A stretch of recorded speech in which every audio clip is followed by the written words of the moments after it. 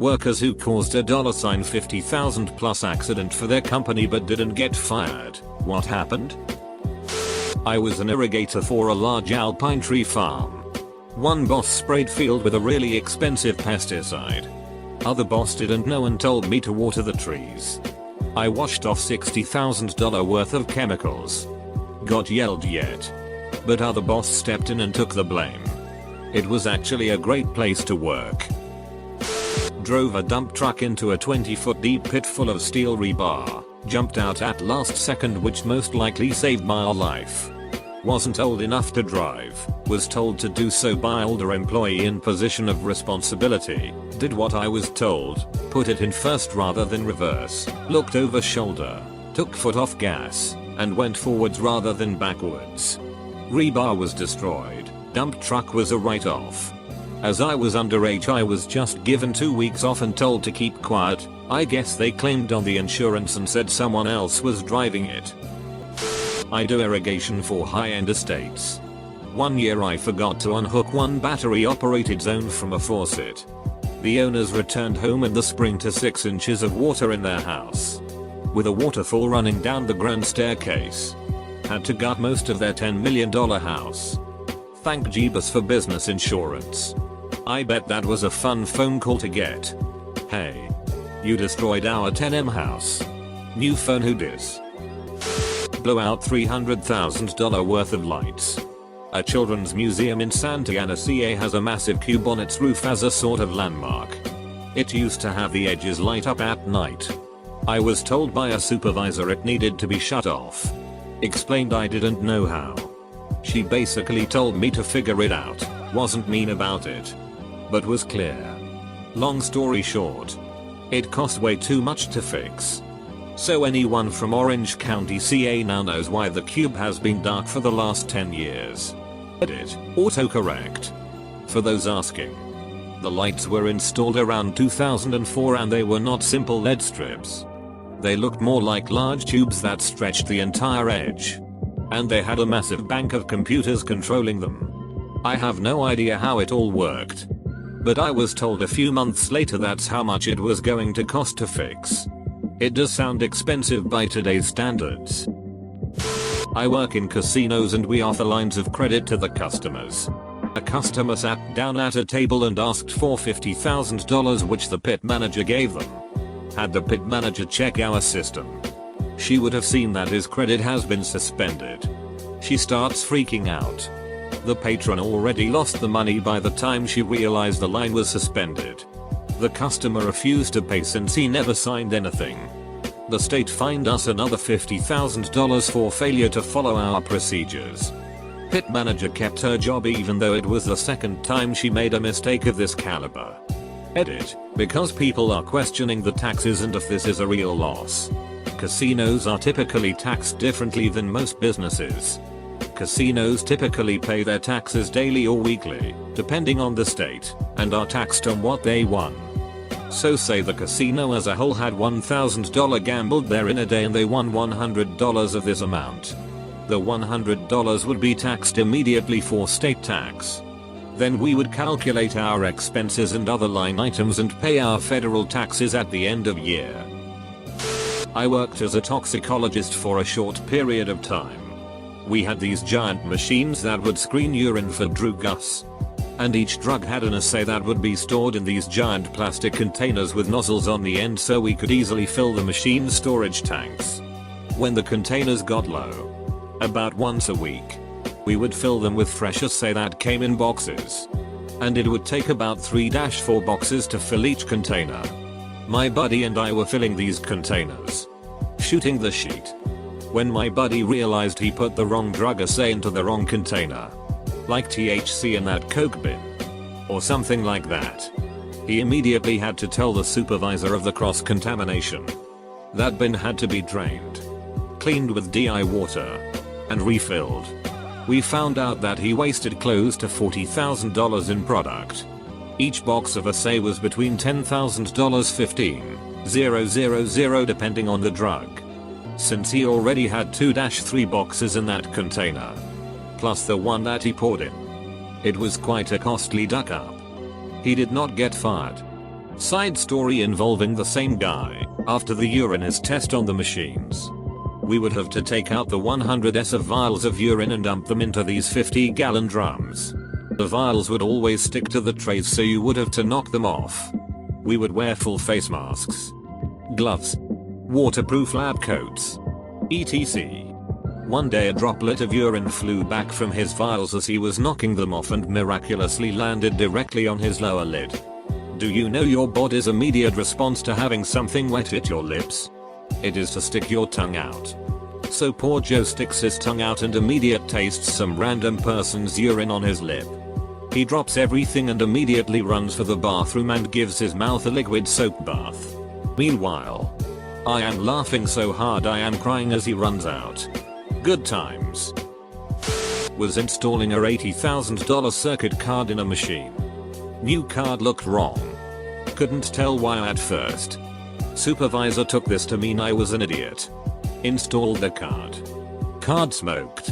Turns out, it looked wrong because it was missing a few IC chips that had to be installed immediately before use. Those ICs were designed to hold in the magic smoke in. I have learned after 25 years in facility maintenance that the color of the smoke, blue, black, gray, brown, white and red, yet smoke had a red tinge to it, correlates directly with how much money a replacement board is going to cost. Not me. But this was the largest duck up, multi-million dollar, I witnessed during my time in retail. And somehow nobody got fired. I worked in a warehouse selling bulk items to people. Hint, America's favorite hot dog. I was stocking a shelf when I heard a loud crash, followed by one of the most horrific screams I've ever heard in my life. We get over to the scene and find that a forklift driver had knocked a pallet full of batteries from the top of the steel, about 3 stories up, off the other side, crushing a girl I worked with. She broke her back in 5 places. Her hips were completely obliterated. Her femur broke. Basically this lady was turned into a human pancake by a full pallet of batteries. By some miracle she survived and recovered almost completely. But it took her well over 2 years to recover. The forklift driver wasn't found to be at fault because the pallet should never have been placed where it was in the first place. There was a small return to vendor station on the other side where she worked. There shouldn't have been any pallets above them that would have placed them in the fall zone. She was paid out a $1 million plus settlement and, for whatever reason, still works at that warehouse to this day. Part-time and far away from the steel. The driver was allowed to return to work after the investigation concluded. Although he stepped down as a driver and eventually quit, I think he felt incredibly guilty because for a while they didn't think the girl was ever going to walk again. Moral of the story, don't duck around with forklifts and pallet placement. One little bump can really duck up someone's day. A good friend of mine works for Bowers, a unionized commercial plumbing company. A few years ago when he was a journeyman he flooded the Kennedy Center in DC because he cut a pipe before shutting off the water. He fully expected to be fired but nothing ever happened to him. When I asked what the Kennedy Center did in response he just said nothing. I guess they have good insurance. He is a foreman now. I make $50,000 mistakes weekly. I just need to make $100,000 more somewhere else to make up for it. Life of a commercial construction estimator. How does estimating like that work on that kind of scale? Must be a lot of factors that are hard to figure out due to being so volatile. I'm in construction estimating. I'll put together a budget for a $30 million job and lose $100K on carpentry but make $125K in glass. It all usually evens out in the end. I tried to copy paste a website from production to test. I somehow cut and pasted. Client lost a good $100,000 in website revenue while the site was down and nobody noticed until the next morning. I was relatively new and my managers have done this job before so they were waiting to congratulate me on my first big screw up. Another co-worker had completely deleted a production database with no backups before a week prior. So it wasn't even the biggest screw up we've had in the department. What kind of website makes $100,000 in revenue a day? I imagine you can't or don't want to say the name of that specific website. But maybe you could tell us which type of website it was, such as news, gambling, gaming, porn? It was a private university's application website during the late summer months when they tend to get the most applications out of the year. Take a $50 application fee over 2K applications a day. And boom. A friend of mine was filling up an industrial tractor tire and it exploded in his face. He hadn't been properly trained how to do it. He was in a coma for a few months. Had facial reconstructive surgery. And tons of therapy afterwards. The company paid for all of his medical bills. I'm not sure how much it actually was, but I'd wager it was $50,000 plus. After he recovered, he was moved to an office job with the same company. I'm sure you know. But putting this here just for others. Do not duck with commercial tires. Not just tractor trailers but any work type vehicle. They are not like the tires on your Toyota. Or even your pickup. They carry almost 3 times the pressure and everything on them is heavier to deal with it. If one goes at 110 c a foot from your head, it is bad news. I was programming a CNC making prototype directional drilling tools. There were hundreds of thousands of lines of code generated. I made a decimal error editing a few of them. Scrapped a 120k part. Luckily we made 2 of them in case of an error. Boss wasn't real happy. But in the end the customer was happy and ordered many more and ended up being a major customer of ours. It's a bad feeling though. You get a pit in your stomach upon realizing the mistake. I was 17 and I started working at one of my dad's businesses. When I joined, they were selling 5,000 leather jackets a month in Europe. I was very inexperienced but I convinced my dad to let me handle it. He agreed but said he'll hire an advisor for me so I don't make any colossal mistakes. On my second day, I authorized a previously cancelled order to be shipped which was worth about $68,000. The jackets were ready but due to being late on the delivery date, a new letter of credit needed to be opened which ensures guarantee of payment. I spoke to the customer in London who said he will pay if I ship the items but he won't open the LC because that's going through a lot of channels. I authorized the shipment and just a few days later the company closed and the guys who owned the company skipped town. My dad didn't say a word to me remarkably but I learned my lesson anyway. Was working in investment banking at the time. Manda specifically. Had just closed a $4 billion deal. The fee for which was about $10 million for the bank. I was a new analyst. And this was my first time preparing an invoice. Turns out you need to include our legal fees in the invoice. Which came out to the tune of $150,000. Invoice went out without the fees. Client paid the $10 million for our advisory services. Didn't want to look like dinguses after the fact. So we ate the $150,000 legal expenses. Managing director on the deal wasn't thrilled. But basically just said he should have paid closer attention to the invoice I prepared. Could have gone differently. But whatever. I ended up being directly responsible for netting the bank like $120 million in fees over the next 2 years.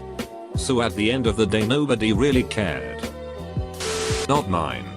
But one I got to see play out. One of the first calls I got from a customer in my previous job, selling power plant equipment, was from a buyer who had purchased a little under $100,000 in products from my predecessor. He wanted to know why nothing he bought looked like the stuff he had been sent. Thinking we got the order wrong. Turns out that sometime between the 70s when the site was built and 2012 the unit had been completely gutted and stuffed with another company's equipment. But for some unknown reason the customer failed to change their site drawings and so when this guy started a couple months earlier he had no way of knowing he was ordering the wrong stuff. I did what I could to help the guy out. We took back the common parts that we could sell to other customers. But he had to eat close to $70,000 in useless parts. His bosses weren't happy. But couldn't justify doing anything against him considering the circumstances. I work for a company that ferments sugar TP make its product. I'm the safety manager. I ordered some respirator filters and they didn't come in because I ordered them too late. The ones we had on hand expired. There was a small ammonia leak on the fermenter, and because we didn't have usable filters I didn't pet or get fixed. They had to shut the fermenter down. Because we didn't have THRPPETP safely fix the leak. Cost about $120k. Plant manager didn't even bat an eye. The next day an engineer killed 6 fermenters by allowing them to get hotter than they normally are. Was in Afghanistan, and one of the QA sergeants, a really nice guy always very helpful to everyone, was in charge of getting rid of some bad rockets that were set to be sent to EOD to be exploded. Was also in charge of the replacement brand new rockets that were supposed to go into inventory. He accidentally gave EOD the brand new rockets for disposal instead of the bad ones, and they were disposed of. Millions of dollars wasted by accident, and that's how our entire unit didn't get any awards for that deployment. A manager at my store broke a pipe that connected to the sprinklers with a forklift, and it rained down on thousands of dollars worth of product and took about a dozen people about 2-3 hours to clean it up and sort out the ruined product. The guy didn't even get his forklift license suspended. It was not the first time he had an accident with it either. That sounds very familiar. Except when the fire det showed up to heal the sprinklers, they broke the valve and couldn't heal the water. So it took 7 people almost 5 hours to clean up water via shop vac and dumping into the parking lot when it was -30. Furniture warehouse. Drove a forklift into the steel I-beam holding up the warehouse roof. Lift never worked again, and I got stuck in the electronics cage pulling items for delivery and installing ice makers and doing door changes on refrigerators. Company was in dire straits anyway. So I didn't get fired, and they closed their doors less than a year later. I work for a public hospital in Australia. No one ever gets fired unless you can prove gross incompetence or active attempt to harm a patient. Was working in sterile manufacturing. Training a new pharmacist. I was pulled away to help cover another area at the same time. Trainee pharmacist made up a drug worth $60,000 AU using the wrong syringes. This drug had to be made up in special syringes because it leaches PVC. I got pulled up in front of the director and asked to explain why it happened. They weren't happy with not enough staff. Need more time allocated for training. But it didn't go any further. The receptionist at my job accepted a delivery at the front desk instead of insisting they take it to the loading dock, which is protocol. She never bothered to take the box to the warehouse or tell anyone it was at the front desk. Just left it there all day. As I was leaving for the day, I noticed a box still sitting at the front desk. These are usually patient pickups. That didn't get picked up for whatever reason and need to be returned to the pharmacy until the next day. I took the box to the back to discover that it wasn't a patient pickup. It was a delivery of very expensive medication that should have been refrigerated. We contacted the company to find out when it was dropped off that day. And since it was sitting out at the front desk unrefrigerated all day, it was no longer usable. Easily over $100,000 in medication wasted. Receptionist was written up and reprimanded, but not fired. I work in reinsurance. Made a mistake pricing a deal 15 years ago by forgetting to include commission clawback in the model. That cost $8 million. My boss was level-headed about it. This kind of thing happens. I corrected it and moved on. At the time I almost died from stress though, as it was early in my career. 3 years later I did a special analysis of a niche line of business on my own initiative, which made the company $60 million. It turns out that if I hadn't done that, they would have probably lost more than $100 million. Would have been a bad idea and ultimately expensive for them to fire me for the first mistake. I was driving a forklift and punctured a 250-gallon tote of a very expensive fungicide. One tote costs around $70,000. All but a few gallons spilled onto the floor. I thought for sure the boss was going to hang me by my toes and beat me to death. I called him up and explained the situation. I was driving too fast. Didn't see the tote. And hit it. He came and looked. He was pissed off but didn't say anything. Then after a few minutes he turns and says, "Clean it up. Shit happens. No one got hurt and that's all that matters." Best boss I've ever had. He would have been 100% justified in firing me, but if you owned up to a mistake and made an attempt to correct it, he would let it slide.